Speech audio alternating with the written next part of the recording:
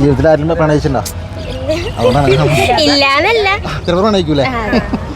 ശരി, ഓക്കെ. എന്തായാലും ഈ പടം കണ്ടൊക്കെ പ്രണയിക്കട്ടെ എന്ന് വിചാരിക്കുക. അതിൽ 2 കൊല്ലത്തെ വർക്കാണ്.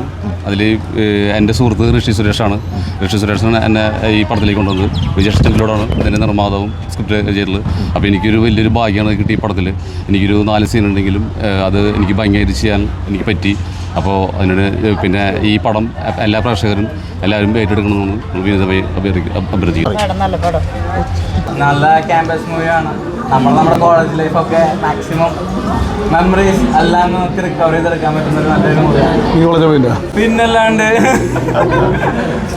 നമുക്കതിന് അതായത് ഫാമിലിയായിട്ട് കാണാൻ പറ്റിയൊരു ക്യാമ്പസ് മൂവിയാണ്. അപ്പോൾ എല്ലാവരും തിയേറ്ററിൽ തന്നെ പോയി കാണുന്ന സിനിമ.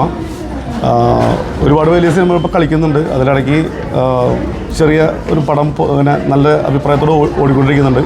അപ്പോൾ എല്ലാവരും അടുത്തുള്ള തിയേറ്ററിൽ പോയിട്ട് സിനിമ കാണണം. എനിക്ക് എപ്പോഴും കോമഡി ത്രില്ലിങ്ങാണ് ഇഷ്ടം. പക്ഷേ എന്ന് വെച്ചിട്ട് മറ്റേ വയലൻസോ ചെയ്യില്ലൊന്നുമില്ല. എല്ലാ ജോറിനും ചെയ്യണമെന്നാണ് ആഗ്രഹമുള്ളത്. അപ്പോൾ അടുത്തതും ചിലപ്പോൾ ഒരു ത്രില്ലറായിരിക്കാം, അല്ലെങ്കിൽ ഒരു കോമഡി ആയിരിക്കാം. അത് തരം പോലെ. ഞാൻ ഇവിടുത്തെ നാട്ടിൽ എസ് കോളേജിൽ പഠിച്ചിരുന്നത്. ഫസ്റ്റ് ഇയറിൽ പഠിക്കുമ്പോൾ തന്നെ ഫൈനാൻസ് സെക്രട്ടറി ആയിരുന്നു. പിന്നെ ഒരു വർഷം യൂണിറ്റ് പ്രസിഡൻ്റൊക്കെ ആയിരുന്നു. കോളേജിലെ എൻ്റെ അനുഭവങ്ങൾ ഇതിൽ കുറച്ച് കുറവാണ്. കാരണം എൻ്റെ ഡയറക്ടറായിരുന്നു അദ്ദേഹം തന്നെ റൈറ്റർ. അദ്ദേഹം കണ്ണൂർ എസ് കോളേജിൽ പഠിച്ചത്. അദ്ദേഹത്തിൻ്റെ കുറേ അനുഭവങ്ങളൊക്കെയാണ് പടത്തിലുള്ളത്. ഇതിൽ വന്നിട്ടില്ല. ഇനി ഏതൊരു സിനിമയിൽ വരും അത്. എൻ്റെ സീനിയേഴ്സ് അതിട്ടാ. നല്ലൊരു ഫിലിമാണ്, എല്ലാവരും ഒന്ന് കാണണം.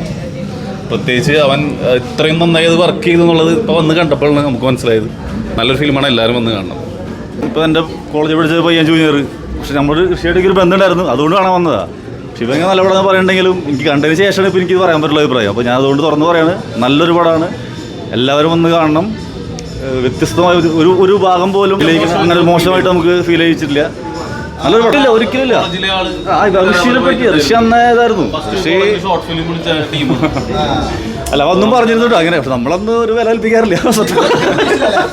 ഇത്ര പ്രതീക്ഷിച്ചില്ല. അടിച്ചു പൊളിച്ച് നടക്കാന്നുള്ളൊരു.